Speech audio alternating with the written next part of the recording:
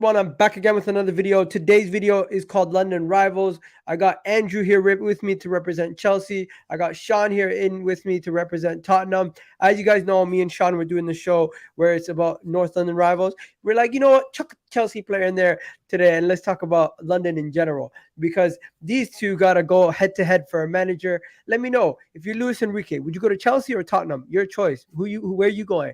Also, we got to talk about Harry Kane. Rumors is that he's leaving Spurs. So we got to talk about that. I don't know what Sean thinks about that. We're going to have to find out. And everybody in the world is talking about Arsenal bottling the title. Not yet. It's not done yet. You guys are talking like the season's done.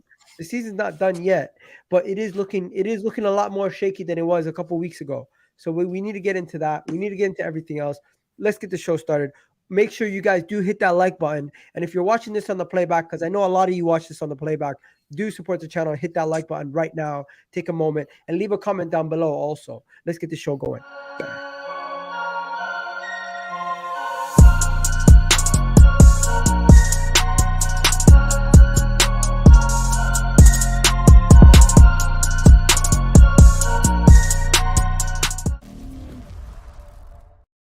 Yes. Okay, so this is kind of like open floor, no gloves needed. Everyone can just go and just say what they need to say, right? So if you feel like someone's saying something that you don't agree with, you don't have to wait until they finish. You can cut them off right there and just say, you know what, this is where you're trying, absolute BS.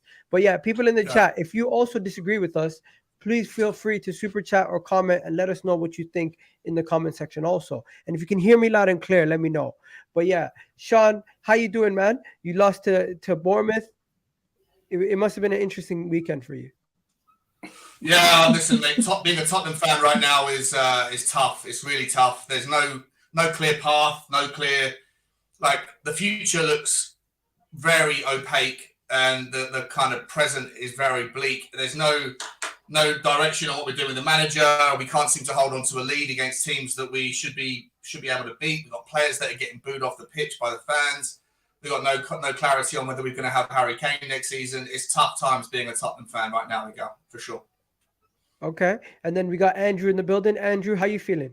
As a Chelsea fan, you guys did something this weekend that you didn't expect. Brighton did the double over you. Oh, sorry. I expected that. Sorry. I don't know why no one didn't expect that. Listen, it just rolls on, man. We are literally just crawling at this Walking Dead at the moment. Do you know what I mean? Just put us out of our misery, man.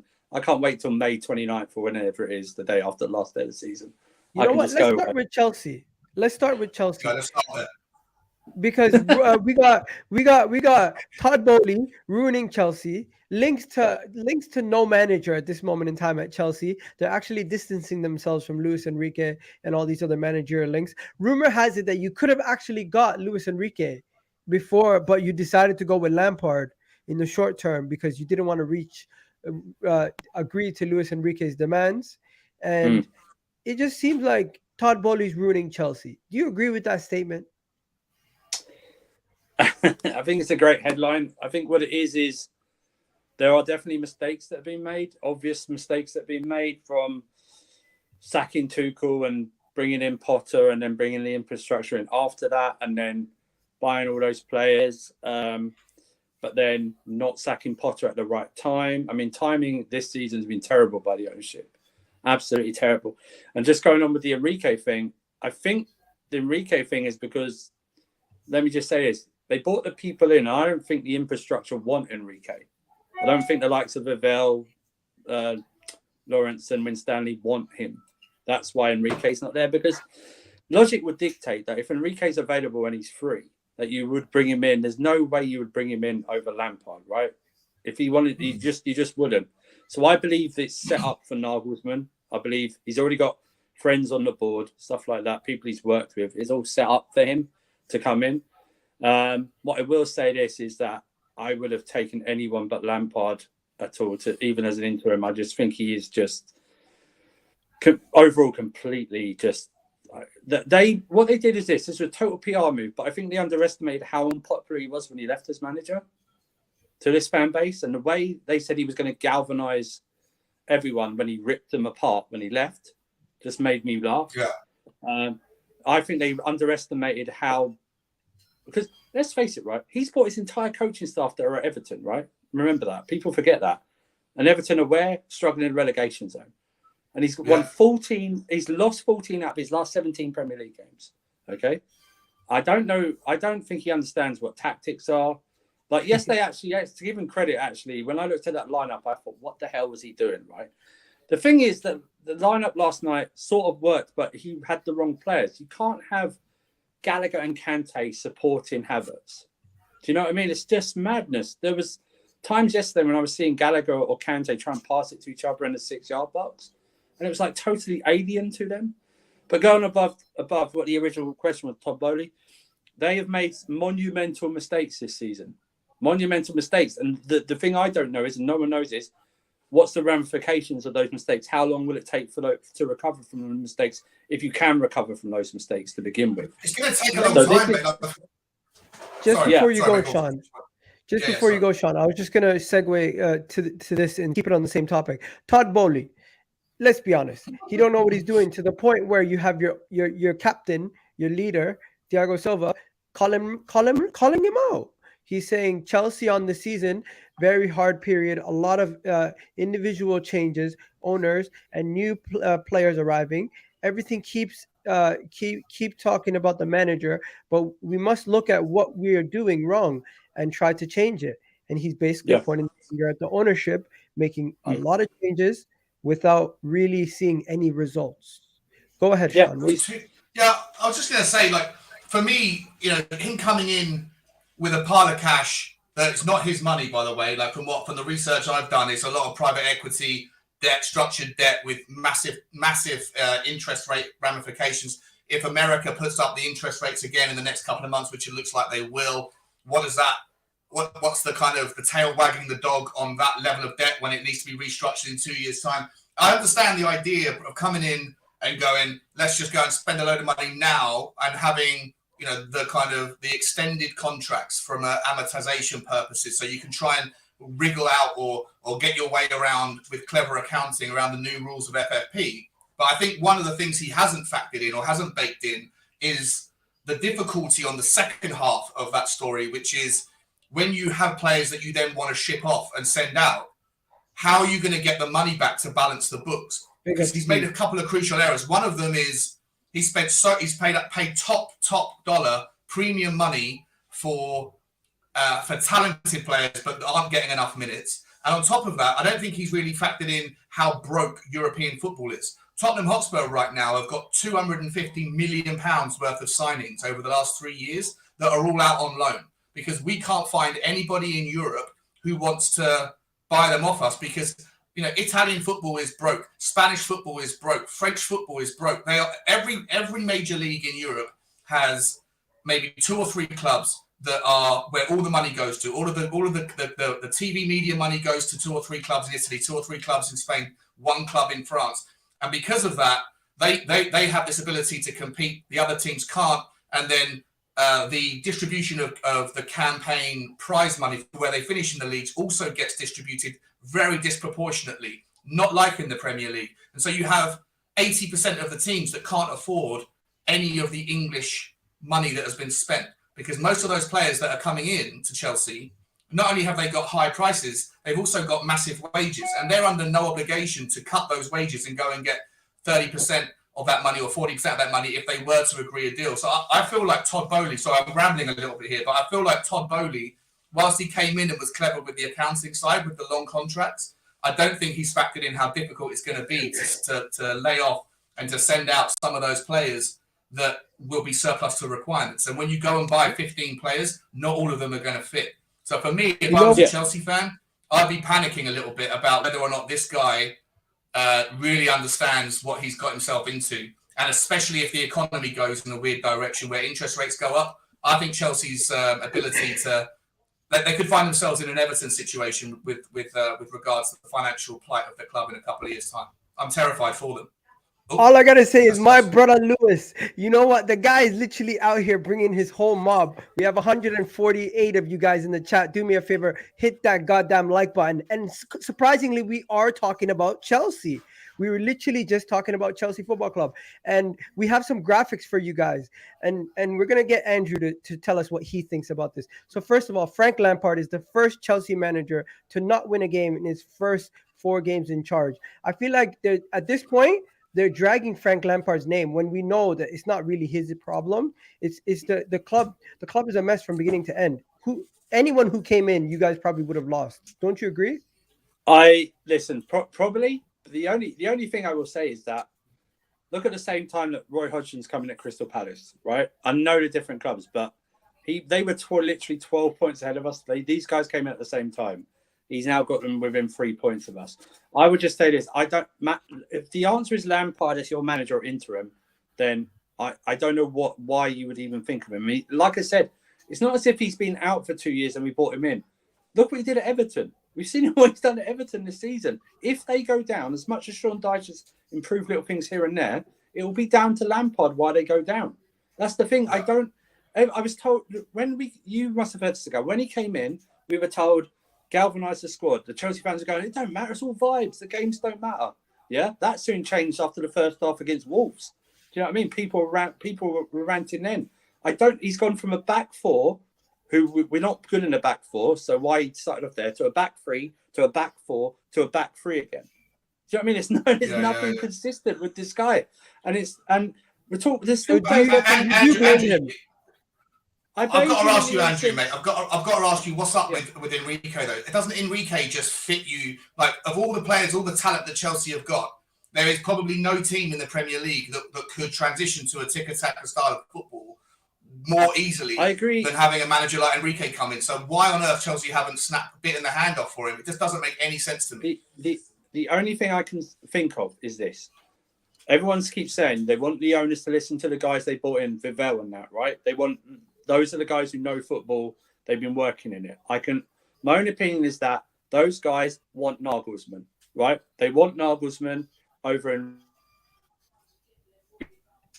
They want Nagelsmann over and they Enrique. Persuaded the bosses. I think they stick out. Enrique's been free since the World Cup. He's been free since the World Cup, right? He's been free since January. And right? I seen this article today, and I was kind of shocked that Chelsea rejected the chance to get Enrique as a new manager immediately to then instill thing. It's kind of weird. Rob, who is pulling the strings there? Oh, sorry, Gal, just one last question for Andrew. Who is pulling the strings? Is it Todd Bowley, or is it one of the 2 or 3 guys that have come in beneath him? Well, do you mean in this current situation that we're in the current situation? Like, who's saying forget Enrique, let's go for Frank Lampard and then get Nagelsmann after he's had a little breather? I think it's the technical directors that don't want Enrique. And as fans, we've always been saying we want the owners to bring the infrastructure in and listen to the guys who know what they're talking about in terms of they've been in football. So we can only say we want that. So I believe it's like Vivell, Winstanley, Lawrence, those guys who are the technical directors. I believe those guys want Nagelsmann. They see Nagelsmann because he's a younger manager. He's worked with younger players and stuff like that. That's what the squad's built on. And that's what they want going forward. The reason they haven't got Nagelsmann in is because Nagelsmann is still under contract at Bayern Munich. Okay? He's still under contract, which means there's a buyout thing. So when do you actually do it? How does that affect the finances, like you said? When you actually agree to that deal, do you agree? Yeah. We don't know in the contract whether there's a date where afterwards it changes in that Bayern Munich contract, right? We have no idea. So it might be simple as that. Because as you said, if it wasn't that, then why wouldn't you get Enrique, right? Because Enrique's free. He's free, right? He's free. But he also makes more sense. He makes more sense than Nagelsmann. Not that the problem with Nagelsmann for me, the risk with Nagelsmann is the fact that in German football, there's not the same spread of different styles of football on display. I'm not saying that every team in Germany plays the same way, but there's like the difference, that the minutiae, the nuances are there, but the variety isn't. You come to the Premier League and you've got teams that play tiki-taka, you've got teams that play counter, you've got teams that play progressive, some that play pragmatic. You have teams that want to play good football but haven't got the minerals to do it. Like, there's so much variance in the styles of football on display. And I don't know if Nagelsmann's got the experience outside of the Champions League to come up against teams week in, week out that play different styles of football. I just want to say also that we're hearing these stories about, presentations and stuff like that. One of the things that are coming out now is that Enrique wanted to change even like the players that have been brought in January, right? We need this, this, and this. And maybe when you've already spent that much, that's not something you want to hear. Do you know what I mean? As an owner, yeah. That's a good point. And remember, it's all about ego as well. You have to take people's egos into this thing as well. Do you know what I mean? You have to do that. So 1 second, let me just say this: Chelsea fans in the comment section, let me know, who do you want as your manager? Because Luis Enrique is linked to both Tottenham and Chelsea at this moment in time. But before we even go back to that, did you see what your club legend said? Your club legend said he doesn't recognize the club. He doesn't recognize Chelsea anymore. And I feel like he was taking a shot, another person taking a shot at the owner when he says something like that. And also, make sure you hit the like button, guys. We have 136 of you guys in the chat. There's no reason why we shouldn't at least have 70 likes at this point.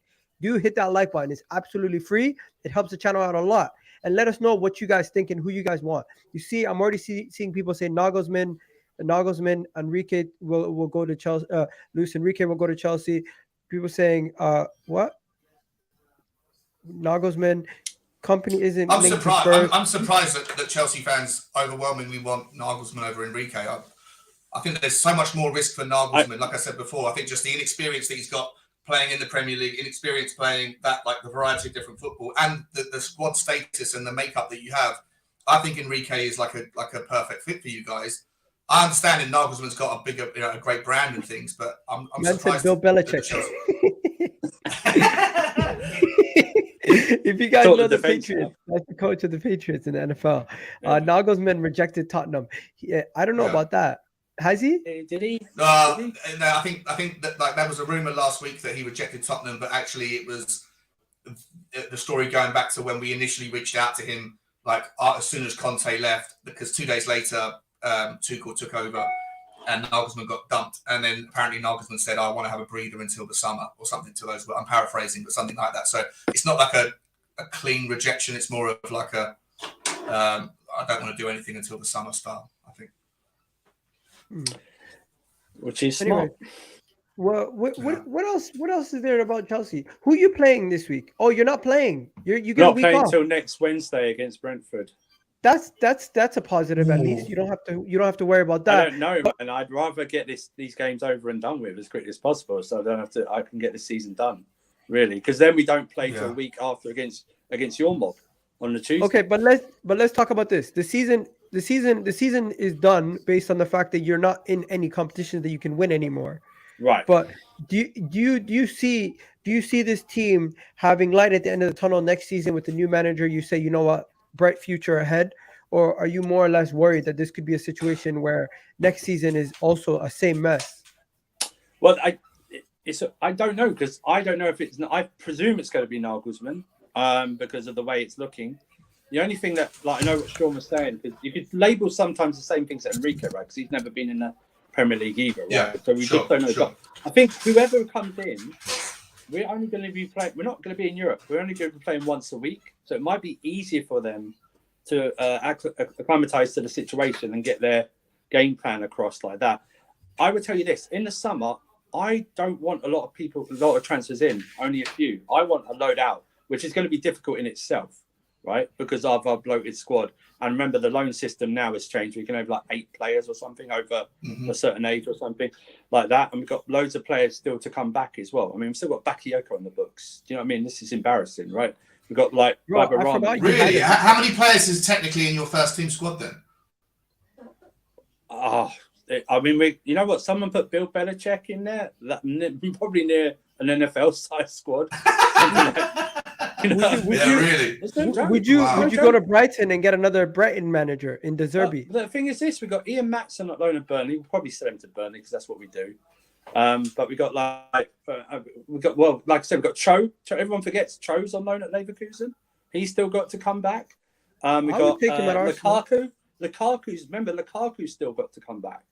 Lukaku should start for you guys. He might come back though, right? Do you think he'd have a better chance next year? Well, I don't know. I mean, the fan base won't, but more than the fan base won't. Well, I say fan base. Portions of the fan base won't ever. No, Won't the ever whole, the forgive match him going and stuff like fans, the match going fans. that. Right? We all, all, all, the of match you, going all of fans. your fans want to get Osimhen, right? You all fancy getting Osimhen in, but he's going to cost 100 million plus. And I don't know how you're going to find the money. Chelsea's for that. not getting Osimhen. Sure. Two things. Who's Right? Chelsea? Go on, sorry, mate. Yeah. Two things, right? People forget Napoli bought this guy for over 80 million euros, right? They didn't sign him for like 30 or 40. Is this They true? bought him. I would hold off, even if my club was doing well. The problem is, I think Osimhen's only really exploded over the last year or so, right? Really, if we're really thinking about it, I want to see if this progresses, because it might be another situation where you pay big bucks for that. I would rather go for an Ivan Toney, even with his ban. One second, guys. Breaking news. This comment is actually right. Sources have spoken of panic to raise funds for FFP. There have been suggestions that almost every player could be up for sale. Yeah. Doesn't surprise me at all, mate. Doesn't surprise me at all. You know, There's just to qualify, the reason why I'm so into the finances, I was an investment banker for 10 years and was involved in a lot of the kind of like sports financing areas. So I've got like a bit of an invested interest in those sorts of stories around, football finance. But to me, it does not surprise me whatsoever when the new rules are starting to kick in this summer, and then they're going to gradually come in over the next 3 years, where it's going to end up with you can't have more than 70% of your revenue over 3 years being taken up or spent in wages, salaries, or agents' fees. But that's why you're also Comment. seeing when it comes to Chelsea, you're also when we talk about outgoings, you're seeing more of the English and Cobham graduates come up in terms of sales, because they affect your FFP differently in terms of like when you sell like a Ziyech or a Pulisic. That's where you're seeing Gallagher, and that's where you're seeing the stories about Mount. Mount will not sign a new contract. He is going to be sold. Okay, he's going to be sold. That's what you see. Like when I bought Ian Matson from Cobham will be sold to help with FFP. He just will be. He won't be given a chance at Stamford Bridge. That's why even Chilwell's been bought. I know he's just signing a new contract, but even Chilwell's. But I just worry about the fact that you guys spent so much money on some of these young players. Like put 60 million quid on Cucurella. There's no way he was worth that amount of money. Some of the centre backs that you spent 60 million quid on, Fofana, whichever one it was, the one from Leicester, the Fofana that you spent 70 million quid on, or whichever. Fofana's probably 69, something like that. It's insane amounts of money that you're never going to get that money back unless you sell it into the Premier League. Outside of Europe, no one's got 70 million quid. Look at the January window. Brentford spent twice as much as the entire Italian Serie A put together. Oh, sorry, Bournemouth spent 60 million. And the entire Italian Serie A spent 30 million between them. That is how broke Italian football is. Let me ask you a question though. Chelsea's remaining games. Do you have any hope for Chelsea's remaining games? Now, just to let you know who your remaining games are against. Right? If I'm not mistaken, Chelsea have Man United. They have Arsenal. You have Man City. Wow. Chelsea's got some tough fixtures, man. Do you Newcastle as well. So are you basically saying this season's a write-off for you guys and you just focus on next season? Because at this point, I'm looking at your fixtures and I'm saying to myself, do you even want Europe? No, I don't want Europe. I tell you why I don't want Europe. Unless the only way I accept Europe is, and that might sound arrogant, but I've done the Europa League campaigns twice and we've won it. Okay, I've done it in a recent memory. The thing is this, I would only accept Europe if you're only going to use the youth team and whoever you don't play in the league. Okay? I think we're better off. Like I said, with the situation we're in, financially, I think like we need a lot of stuff sorting. Okay, bring the new manager in, whoever he is, Noggsman, whoever you want to pick, something like that. Let them settle in. That Chelsea Newcastle. That's in July. That's their friendlies. Yeah, it's a pre-season. Okay. So you got Newcastle, Man City. Okay, Andrew, let me know. Win, lose, or draw. Let's start with Man United away. Lost. Brentford at home. Lost. Arsenal at home. Away. Lost. Brentford, Bournemouth away. We haven't got a good record down there. I think we'll lose. Wow. Nottingham Forest at home. Draw. So you're saying no wins because you got Man City, loss. Newcastle at home, Loss. Well, the Newcastle one would be a funny one, depending if they need points to get into the top 4 or not. You still So play Brighton again? You haven't played Brighton? No. No, that's it. Newcastle's the last game of the season. Okay. I was gonna say. So yeah, that's mad. So you only have one. You only have 1 point from your last 7 games. Sean, we got the way we're playing, man. Remember, this is a team that lost to Wolves, right? Not free scoring Wolves, that lost to Wolves, right? Only had 1 shot on target in that game, yeah, against Brighton, and Brighton are a brilliant side. We had 30% possession at home to Brighton, and 4 shots on target till they're like 20 plus or something like that. And that 2-1 score flattered Chelsea, not Brighton. It flattered Chelsea. It should have been 4 or 5. And you've got to remember that. Look at the teams we're facing. Everyone there needs something. Yeah, they're all fighting something. This is Tottenham now. Yeah. This is Tottenham now. Let's go. Let's shift away from Chelsea for a second and jump into Tottenham. Yeah, please. Sean, same running order. I'm just gonna ask you. Let me know what you think is gonna happen. You play Newcastle this weekend. What are you saying? What's your prediction? Yeah, loss. Newcastle beat you this weekend. Okay. Man United at home. Draw. I'm being optimistic. Liverpool away. I don't know what Liverpool's going to turn up. They usually do against us, so I'm going to say loss. Crystal Palace at home. I'd hope we'd win that one. But against Aston Villa. At the moment, Aston Villa away. Loss. Probably a loss, yeah. Brentford at home. Listen, I think we've got a good record against Brentford. I'm going to say a win there, but a lucky one. Wow. Leeds. And I think we'll beat Leeds, and I think we'll best out. I think we could beat both of those last two. So yeah, not a good. I think we're going to probably get 12 more points from the rest of the season. That'll be it. Okay, is that enough to get you into top 4? Nah, definitely not. Nah, that'll be on 64 points. No chance. I think that Tottenham right now, I think we'll finish 7th. I think that Villa and Brighton will finish above us, and I think we'll just about hold off Liverpool. Wow. Yeah. You want Conference League, Sean? Liverpool. Yeah, I do want Conference Liverpool. League, yeah. Liverpool are 6 points behind you, and they play you at their ground. They could technically finish above you. Yeah, of course. Yeah, 100% they could. I think Brentford could finish above. They could. I just think that where we're going to finish generally, I think Liverpool will drop points everywhere as well. They're just a weird team, Liverpool, at the moment, or all season. Like they'll beat teams that they shouldn't be beating, and then they'll lose to teams that they should be beating. So I think that Liverpool are just as unpredictable as Tottenham. Yeah, I do as well. But it's Tottenham for me right now.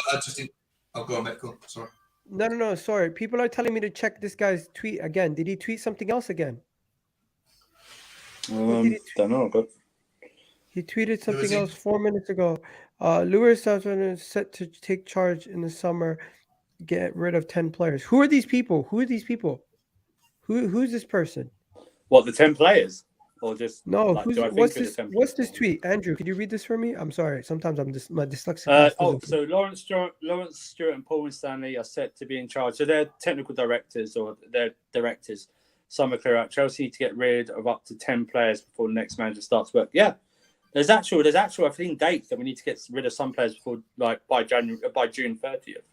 Isn't that a problem though, right? Like if you're going to get rid of 10 players before a manager, like for me, it's the same with Tottenham. There's this chicken and the egg situation. We've got 8 players that need to return from loan, who need to find new homes. We got to clear out probably 4 or 5 players. We need to make room for 5 or 6 more, 7 more coming in. But all of those things, and including Harry Kane's future, none of those things should, in my opinion, be figured out before the new manager gets to come in and observe and figure out who he wants and who he doesn't. If somebody else is doing it, and at Tottenham, we haven't even got a director of football right now because the guy might be, in prison in a few months' time. He is. He's already left Tottenham.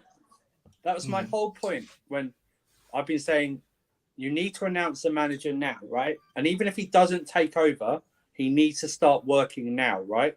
100%. Who needs to start at the training sessions, whatever, looking at video, whatever. Who do I want? Who's going to fit my system? And then have a list, ins, outs, essentially, right? 100%. And like that. Okay, we know the outs we're going to work on, but then you might have to, due to finances, you might have to make a sacrifice here or there. Do you know what I mean? Exactly. Because let's face it, there has to not, be some level of involvement in the decision making. Otherwise, you might end up sacking the 10 or selling the 10 players, and the manager comes in and goes, "What do you mean he's gone? I wanted him. He was a key part of my vision." You know. But Sean, I'm hearing this though. We know this transfer. We know this transfer market's a seller's market. It's not a buyer's market. It's a seller's market now. That's why you see the ridiculous prices. So let's talk about Harry Kane leaving, and this is the number one candidate. The odds-on favorites to sign him are Manchester United. Reports saying that Harry Kane doesn't want to leave for Bayern. He's reportedly rejected Bayern a couple of days ago. Reports saying that he doesn't want to go to PSG and he wants to stay within the Premier League. The only club that he can go to within the Premier League. He's not going to go to Arsenal because of the rivalry. Yeah. He's not going to go to Chelsea because of the London rivalry. Man City already have Haaland. Then you have Liverpool. Liverpool just signed Nunez. The only club that he can go to is Manchester United or Newcastle. Newcastle at this point, he would view it as a sideways step. He wouldn't view it as upgrade yet. So with that being said, 150 million on the table. Is that enough for Man United to sign him? 150? Yeah. Yeah. Like, in my opinion, there's like a Goldilocks zone. Like Daniel Levy has to make the decision around, if I let him go, then what am I going to get? But if I keep him knowing that he'll leave for free next season anyway, next summer, then how low does the bid have to be for me to say, screw it, I'm going to see if I can get him to get us into top 4 next season? And I think the sweet spot is probably between 80 and 100 million. If Man United were to pay 100 million, I think that Daniel Levy would say, okay, if pending Harry Kane says, I want out, let me go now, or I'm leaving next summer. I think how about 80 mil and Martial? Oh, I'm not a huge fan of Martial. I know a lot of Man United fans are split on him. I think that Daniel Levy, I think he might. Yeah, I think 80 million will be the lower band on that thing. You know, if Man United came in and said, we'll give you 60, take it or leave it, I think Daniel Levy would say, I'll leave it.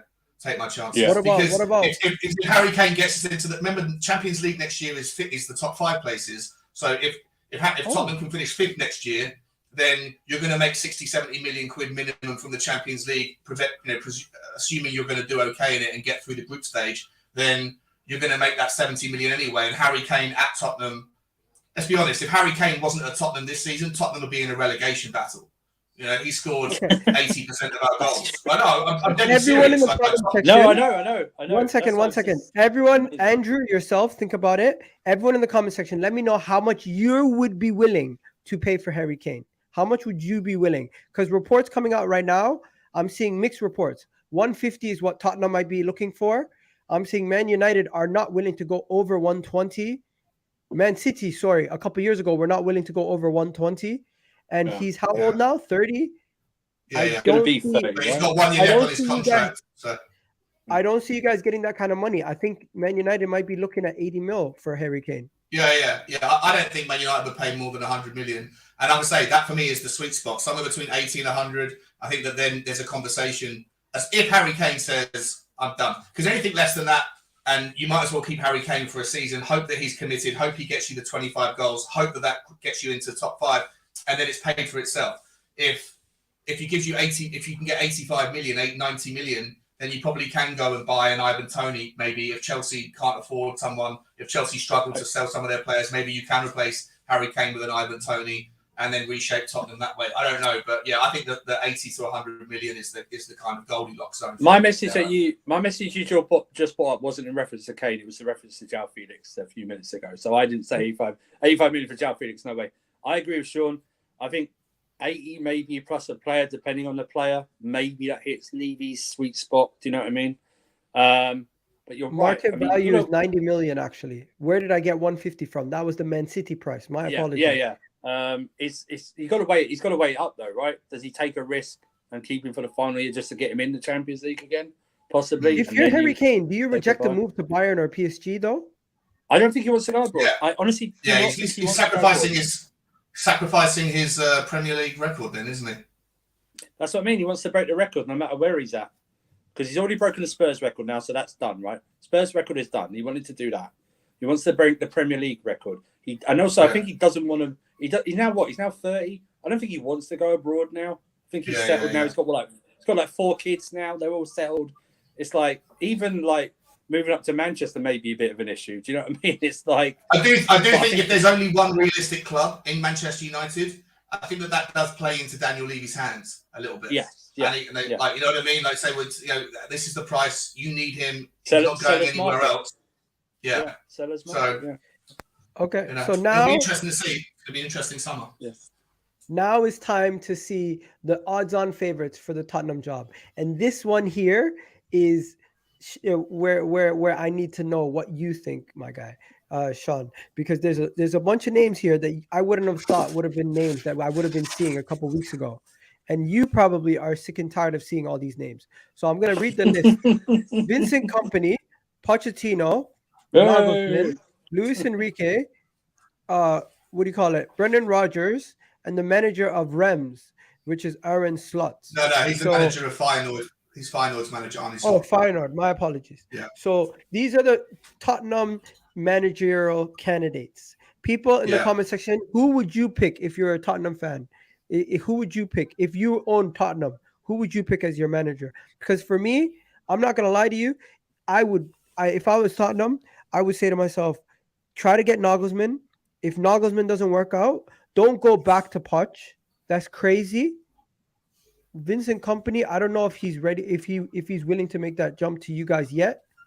The best bet, you might disagree with me, get Brendan Rodgers in. He's already done it at Leicester. You can do it with you guys. And if he doesn't do it, make it a short deal where he's incentivized to continue to improve. Where if he doesn't improve within a 2-year span, you have a get out of jail free card. Yeah. Yeah, you're not alone in that, mate. There's a guy, a Tottenham fan called Pete, who I very much respect his opinion on, and he absolutely he thinks that Brendan Rodgers is the smart choice for the same reasons that you just said. Me personally, I don't hate any of the names on that list. I'd be okay. I'd get behind any of them. What's interesting is I think there's a guy called Scott Munn who Tottenham have just signed from Australia, who's going to be the chief footballing officer. And I think from rumours that I read today and yesterday, that he's been over to Feyenoord and is speaking with Arne Slot, who I don't know too much about, but a lot of people are saying he's like another Ten Hag, doesn't just look like him, but kind of behaves like him as well. And he's doing bits for the Feyenoord. I don't follow the Dutch league, so I'm not too sure. But I don't hate any of them. For me personally, I think that the most likely candidate is probably Poch. But for the same, I'm also surprised for the same reasons that Andrew was surprised that Chelsea didn't speak to Enrique earlier. I'm also surprised that Poch hasn't been identified yet. And there's rumours that there's like a disagreement at board level. There's a woman called Donna Maria Cullen who is like vetoing it, or basically doesn't want Poch back. And also Fabio Paratici, our director of football, who's on gardening leave right now, he apparently is still involved in the conversation, presuming that his appeal for his ban's going to be overturned, and he doesn't want Pochettino. And I think Daniel Levy on this one is looking for consensus. He wants everyone to kind of be on board the same vision. And so if people are not happy with one, then that kind of is distancing the option to go for it. But for me, like I say, mate, I don't know. I've got no idea who's coming. I would imagine that Poch would probably be the most likely candidate, because at every home game now, Tottenham fans are screaming his name and singing his name from the rafters. But the interesting ones for me are Vincent Kompany and Arne Slot. They're a little bit unknown. Vincent Kompany, obviously born winner, probably got nailed on for a future job at Man City. But the step up, we've seen managers like Frank Lampard, like Steven Gerrard, that have got big playing brands that have done well in lower leagues or different leagues with less competition, and then they come to the Premier League and they struggle. And I don't believe that will happen. What's he doing? I don't even know what Ruud van Nistelrooy is doing. He's managing PSV. PSV. See, again, I don't follow Dutch football, so I don't really know whether he's doing well or not. Sean, are you surprised? What about Carragher? Not Carragher. What's it called? Michael Carrick. Yeah. Yeah. Again, seems like an intelligent guy, but Frank Lampard's he's part of Mensa, isn't he? Frank Lampard's like a genius IQ, but can't put together a tactic to save his life. So probably not. Like for me, I'm happy to pick one of the 5 that you put up on that list. Were you surprised about Enrique's low odds to the Spurs job? I think he would be, because that's the most recent one. Again, Andrew, for me, he makes no sense. Tottenham have got players that are competent, but they're not technical players. They're not technical players at all. Can you imagine Enrique trying to play tiki-taka football with Ollie Skip and Pierre Van Hooijdonk and like Eric Dyer? You know what I mean? Like, what about Thomas Frank? Thomas Frank from Brentford. Listen, I personally think I'm someone that thinks that the managers at Brentford and the managers at Brighton look better than they are. I've done a lot of research into the models that Brighton and Brentford run by. The two owners, I forget the guys' names. Bloom's at Brighton, right? Yeah, Bloom and Benham, right? They used to work together at Bloom's company, which is Lizard, something Spark Lizard or something, which is like a sports betting algorithm that uses data analytics and data mining, all that stuff. And then they had a massive argument. The other guy, Benham, went off and did his one at Brentford. Like they've got these models of data and like their scouting methods are so perfect at the moment that I think that it makes their managers look better than they are. And we saw with Potter leaving that he couldn't do it at Chelsea. I think Potter flattered to deceive a little bit. I would imagine that De Zerbi's probably also working with a fantastic system that helps. And Tottenham systems are like archaic. We haven't got a good scouting somebody's record. challenging you.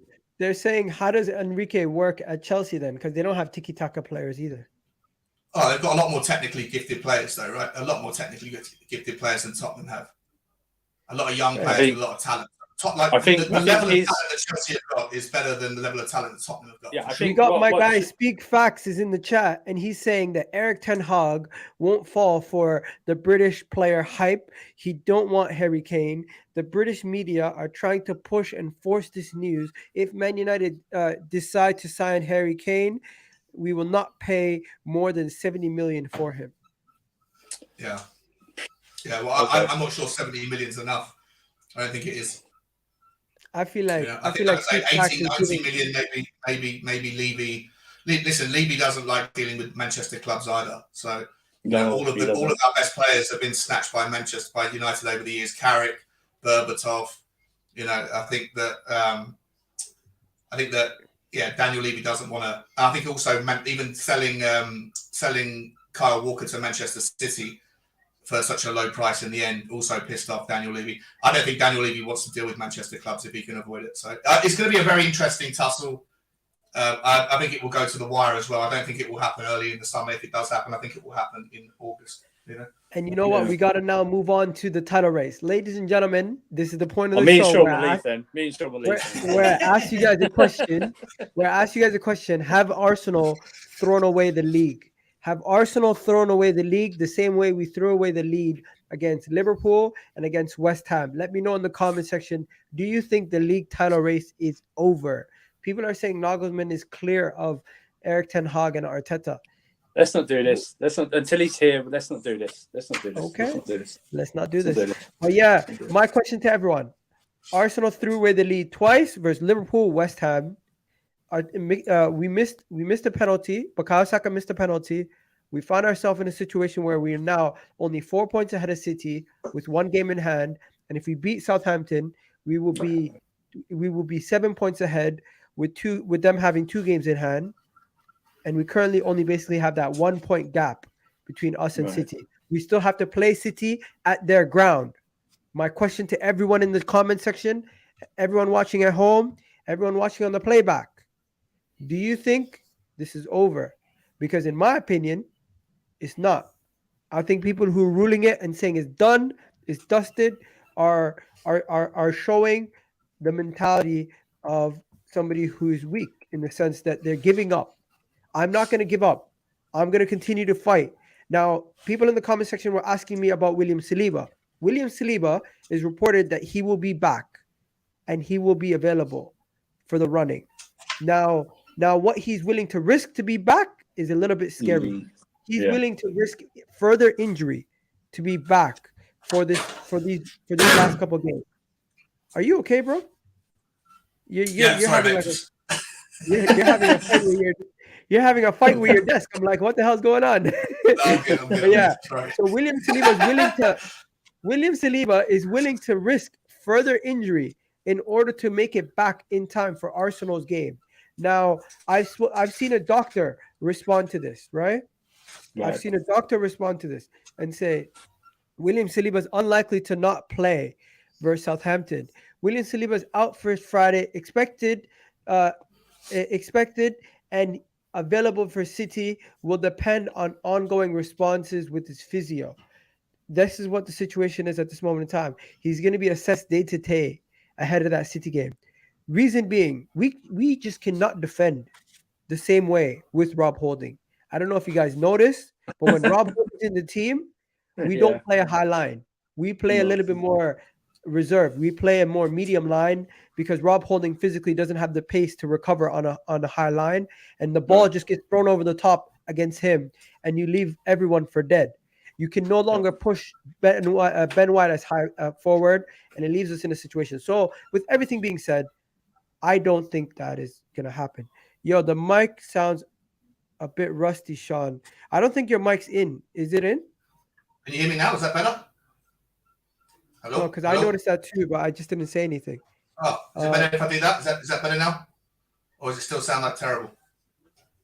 I think the mic was just away from your mouth. Put it closer to you, and that's it. That's good. But then people, yeah, it should be better. We are still in it. Arsenal fans that are giving up are soft, grow some balls. This is gonna be very close title race. 100%. 100%. I just think a lot of our fan base are not used to it. Then you have Tom here saying, I don't think we bottled the league. I'm blaming Arteta for his substitutions. Beat Southampton, draw against City, beat Chelsea, and we will forget about that result. I hear you.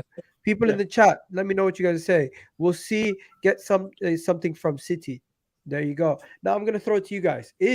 Have Arsenal bottled the league? Let me know. No, it's not bottled the league at this moment in time. The bottle is one of the favourite words at the moment. I think what you have to realise is that City play tonight, right? But they're 3-0 up, and then they play this weekend in the semi-final against Sheffield United.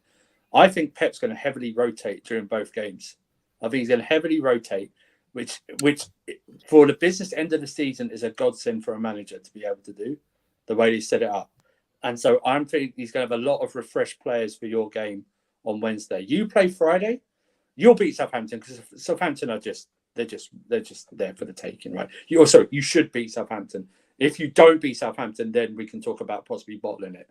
What I will say is that not bottling the league, but you bottled. I wouldn't say bottled maybe against Liverpool, but definitely bottled the game against West Ham in terms of you were so in control of that game in the first 2 minutes. So are you responding to the chat? Okay, so no, the comment. My bad. But I don't think you bottled the title race just yet. And I hate the term bottling because you have to apply it to something. I need to wait. I need to see what you do against City. That's all. If you get a draw against City, which you're capable of, then it's not. No one's going to. I think you will go on to win the league if you take a point. I really do, because I think you'll win most of your games like City will. So, and I think the actual game that's probably more important is probably the Newcastle game. Really, if you think about it, so you've got them back to back, right? You've got City, Newcastle back to back. Am I right? Yeah. No, it's City, Chelsea, Newcastle, right? So similar to how we did your fixtures. Let's now do Arsenal's fixtures, right? Thank God for modern technology. Can I just check quickly? Is the microphone better now? Yeah. Yeah, it's better now. Yeah. Oh, sorry, I had the whole time you didn't have it connected to your mic. Sorry, guys, that must sound terrible. I do apologize. We could hear you, but it sounded like you were in the background a bit shouting. Oh, sorry, ruined the stream. Do apologize. Sorry. No, it's fine. No. So Arsenal Southampton, I think we win. Let's just. I'm just gonna avoid the City game. Chelsea at home, I think we win. Right? Brighton at home, I think we win. Wolves at home, I think we win. Nottingham Forest, I think we win. I think these are the two toughest games remaining. Man City away, Newcastle away. I think if we were to get a point or something against City, we go on to win the league. It doesn't matter what fixtures we have. With the remaining 5 games, if we come out of that City game with a point advantage, because we're going to go into that City game with a 7-point advantage because we have a game on them. But after we played the City game, if we get anything, if we win that game, the league's done, in my opinion. Because we would come out of that game with a 5-point. We would come out of that game with a 4-point gap, with an additional 6 points from the difference that we've played each other. You know what I mean? Because they have 2 games in hand. Say they go and win their 2 games in hand. Even if the league ends and we both run and win all our games, Arsenal could still draw a game and lose a game and still be top of the league. So based on that, but what's the I know you're confident and you've got to put your chest out because you're Arsenal and everything, but like how realistic do you think getting 3 points at City is? When was the last time you won there? bro, last time we won there was right? 2012, I think, or something like that. No, it's finished wow. 2014, Okay. wasn't it? 14, 15 season. A long Bro, time. it's 9 to 10 been years. a long time. It's been a long time. It's been a long time. It's been 10 years. Okay. But with William Saliba back, Zinchenko back, our team fully fit going into that game, I have a lot more confidence than I would if we went into the same team that we played with against West Ham. Yeah. But even if Saliba is fit for that, how long can he last? Because he's not going to be match fit, right? That's the difference. Fit and match fit's the difference, right? And we don't know how. We know he's doing physio and stuff like that, but there's a different presence, physicality when it comes to a game and stuff like. How long does he last before you have to? No, but the skill sets that we need from him are not things that are like you need to necessarily be brushing up every single day. It's not he's a finisher. He's just somebody he's elegant on the ball. He's a passer. Yeah. He helps us hold possession. His pace and his recovery. These are things, the skill sets, the things that we're asking Saliba to do coming back from injury is not something where you need to brush it up every 2 seconds. But are you not giving a like a proper preview until you know who's fit for that game, right? So you're not going to go until I know if Saliba is fit. I can't give a proper, prediction because I feel like if Saliba's not fit, we can't go into that game expecting to get 3 points at all. Okay, so you go in there. Your mentality would be we have to get a draw no matter what. But does that also then change your setup? Like, because you guys this season have never played for a draw. You play on the front foot with a super high line. Like, I can almost imagine for certain periods of that game, 20 players from the 22, with the exception of the goalkeepers, all being squeezed into the midfield third. You know, like it's going to be 2 teams that go for it. But if you have to go for a draw because Saliba's not fit, does that change your setup and style, and then that makes you vulnerable to Saliba in the team? Having Saliba in the team allows us to go to a 5 at the back near the end of the game with Rob Holding coming on.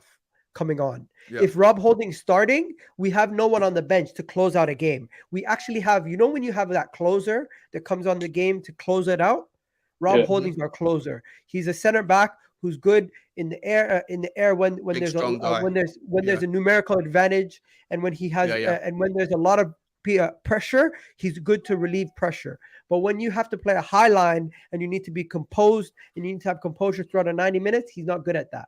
Where Jakub Kavor doesn't really benefit us at all coming on as a substitute. Kieran Tierney might not be a good starter in the possession that we play, but closing out a game, Kieran Tierney is a good closer. We have bench closers. We have people who can come off the bench and close out games. Trossard, he's an amazing closer, and he was an amazing player to start the game for us also. We have players like Jorginho. Jorginho is good at holding on to possession when late in the game when you have the lead. We have closers. We just don't have bench options that are killers that come on and kill the game off.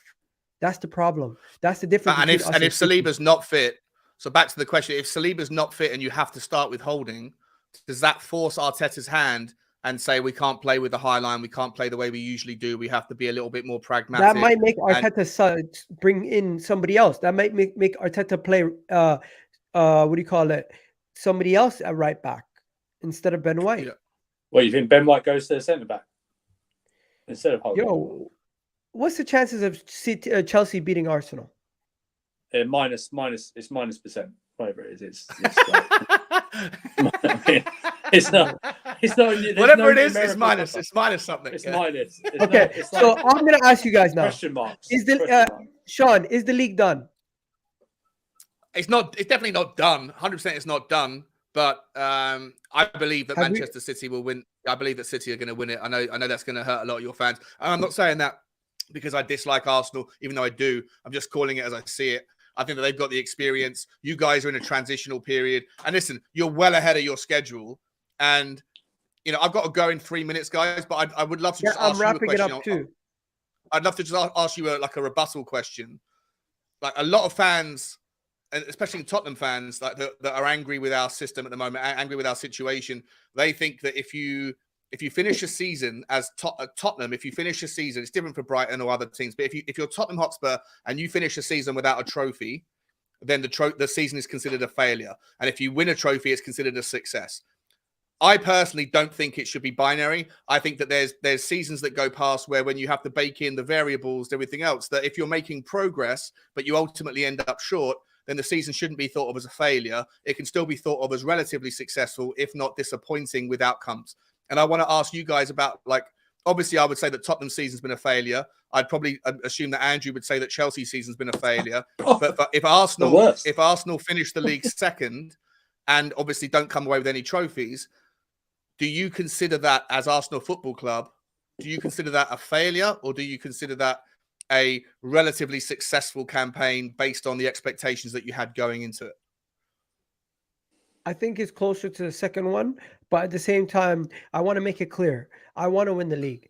I don't want to settle for second. I don't want to be second. Good. I want to win the league. But hypothetically speaking, if the season's done and tomorrow we finish second, I will be happy about the progress that we've made, but I will acknowledge that it's a missed opportunity, and I won't consider it. And I'll say it's a disappointment. Maybe the choice of word. I feel like failure is such a strong word. Like, to me, the definition of a failure is Liverpool season or Chelsea season. I think a definition of an underwhelming ending to a season would be somebody like Newcastle if they don't make top 4 at the end and they finish 5th. But Arsenal, but not failure. Newcastle haven't top failed of the league the whole 5th. season. If we're top of the league the whole season and we come second at the final day, you can call it whatever you want, but the adjective I would use is underwhelming. Ending to not underwhelming. You can't even. What's the way to describe it? No, I think you're right. No, I think you're right. It's disappointing. Disappointing, but ultimately it's still not. You wouldn't call it a failure because of where you were last year. You can't call it a failure. To call something a failure, you have to not reach any of your objectives. You would have expected you to do this. Exactly. To call it a failure, like Chelsea season's a failure. People say you're failures. You missed your expectations. A failure is when you set expectations and you missed it. And I think there's no chance that Arsenal fans would have. And also, just to show you guys, the odds of Arsenal winning the league now are 33%. So we're the underdogs. We're where we want to be. We're back to where we want to be. And you were as high as 70% back in January, weren't you? No, but January, you can't win the league in January. You told me this. No, I know, but I'm saying, but the odds of you winning in January, February, I think you got as high as like 66, 70%, didn't you?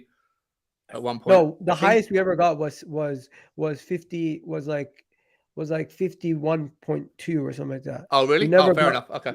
We never got. I think what you've done is you had the opportunity to close the door on this league in the last, maybe not Liverpool game, but definitely the West Ham game, to actually maybe close the door fully, but you've left it open.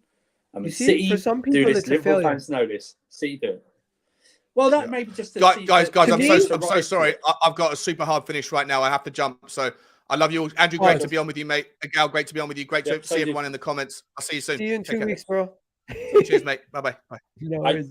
Look, we're gonna wrap it up here. They're just waiting for you to rise to your bait. They're just baiting your account. That's all it is. You don't want it. I've said it on the terrace. To not win the league from the position 8 points clear that we were, it's going to be very disappointing. But now people are going to turn the word disappointing into failure, and that's where I'm or bottling it. That's what you can call it a bottle if you want. I don't. No. I'm saying they'll turn it. It'll be failure. It'll be bottling, right? And that depends how you perform in the next games. If you do what you have been doing the last couple of games, where you take the lead and then don't do anything, and you allow teams back into it for the foreseeable future, then you could call it that. And everyone's still got to remember context. It's a young squad. They've never been in this position before in their life. Last time Arsenal were in a title race a proper title race was maybe 13-14 season, and that was up until like January or February. We're now the second half of April going into May. Do you know what I mean? It's not happened for nearly 10 years. Yeah. So, City are hyenas, man. These guys do it every year, man. They do it every year. But great semantics, Iga. It will be disappointing if it didn't cost close it out. But Close bloody out. hell, we have played some beautiful football this season. I feel fully Yeah, yeah. deserved to take it all the way, take it at the end. Hopefully we do, man. Hopefully we do win it, Kabuti. Big up to you, Kabuti, in the chat. Big up to everyone in the chat. Hopefully you guys are doing well. I didn't get to everyone's comment. Big up, Velt. He said challenging is the biggest challenging for a trophy in a 38 game season is not a failure. It is a disappointment, nothing more. I'm going to be very confident for next season, but if we don't even if we don't win it, big up. I think that's the best way to answer it, because everyone's going to try to force you into saying it's a failure. The reality is it's disappointing. It's not a failure. It's underwhelming ending to what would have been a fantastic season. But yeah, I'm gonna wrap it up here. Big up Sean for jumping on. Big up my guy Winter Surfer for jumping on. Hope you're doing well, Andrew, over there. And everyone, make sure you do hit that like button, hit that subscribe button. Do you have any channels or anything you want to shout out before we go? So yeah, follow me at the Winter Surfer online. I'm usually on Casually FC. We've got a stream tonight at 10, or Sarcasm City TV, Carefree Lewis, stuff like that. So I'm on there. So I'll tweet out when usually on like I did today. So there you go. And I'm going to be going live tonight with Vibes from the 6 after the Champions League game. It's going to be on tonight at 10:30. So make sure you guys check that out also. Have a good one, guys. And if you're watching this on the playback, big up to all you guys. Make sure you leave a comment down below. Let me know. Do you think the league's over? Do you think Luis Enrique will go to Chelsea or Tottenham or somewhere else? And if Harry Kane leaves Tottenham, how much will he cost? I'm out of here, people.